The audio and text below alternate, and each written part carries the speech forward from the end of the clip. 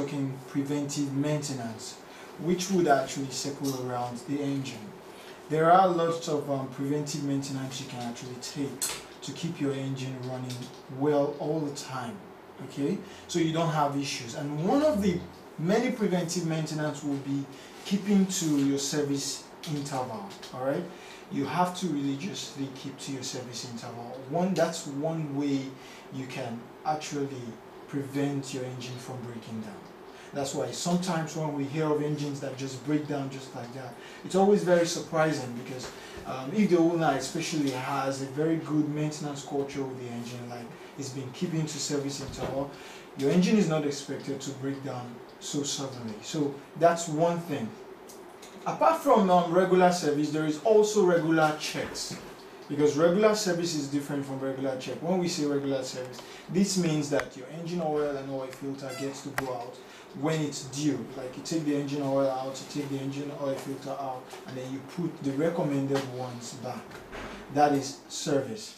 There are other things you can also do, like I said, regular checks. One of them would be timing belt. Although there is supposed to be an interval for checking timing belt. Usually manufacturers will always put that at about 60,000 kilometers. 60,000 kilometers, if you're doing your service every 5,000 kilometers, you should have covered that maybe after like 12 service or thereabout. You'll be able to cover your 60,000 kilometers. Okay, every 60,000 kilometers you get to check the timing belt to inspect it for breakage. Any sign of breakage means you will have to change it. Then another thing to check also for preventive maintenance will be check your water level.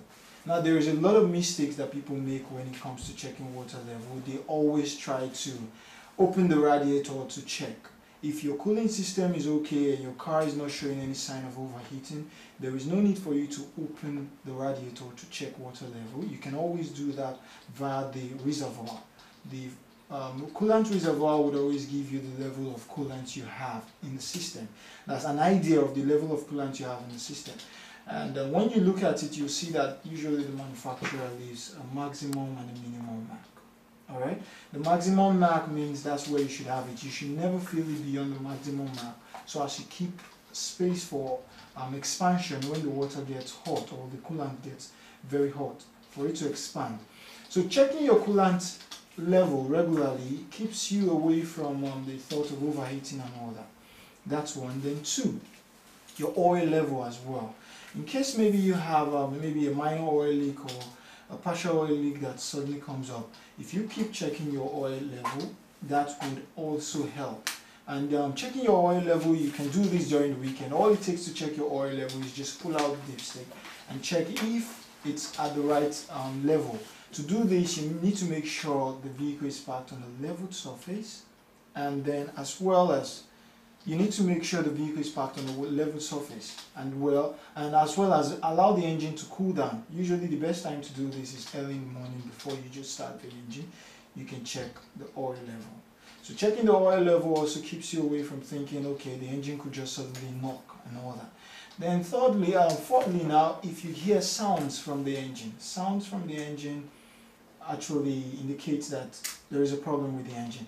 When your engine starts making sounds that are abnormal to what you've always heard from the engine, it's time to take it to call in your mechanic. He's going to diagnose the sound and tell you the nature of problem that the engine is having that is making it to make that sound. Okay, that's fourthly now. Then another thing to look out for would be the emission from your tailpipe. The correct emission from your tailpipe when you start your car in the morning is not smoke. Engines are not meant to smoke. The correct emission from your tailpipe is supposed to be steam in the morning. Okay? Your engine is supposed to bring out steam in the morning and not smoke. When your engine starts bringing sign of smoke in the morning when you just start the vehicle, that's a sign that something is wrong with the engine. You take it early to your mechanic for a fix. Now, some engines will bring out smoke as a result of a bad PCV valve. Some of them will bring out smoke as a result of a bad oil valve seal. As a result of a bad valve seal, they will bring smoke. Then some engines will also bring smoke in the morning as a result of a bad valve cover seal. Okay, valve cover seal is quite different from your valve seal. seal. So they are very different things. These are some reasons why your engine will smoke. Not every engine smoke requires you to rebuild the engine. You just need to allow your mechanic to inspect it very well, especially when it's a PCV valve that is faulty and is making the engine to smoke. It doesn't require that you rebuild the engine. And then some other ways would be when your engine oil is overfilled, you could also have it bringing out smoke like that. So your mechanic inspecting it is going to tell you the status of the engine, if maybe you need to do a rebuild or if it is just something that they can just fix. So that's another way to check your vehicle. This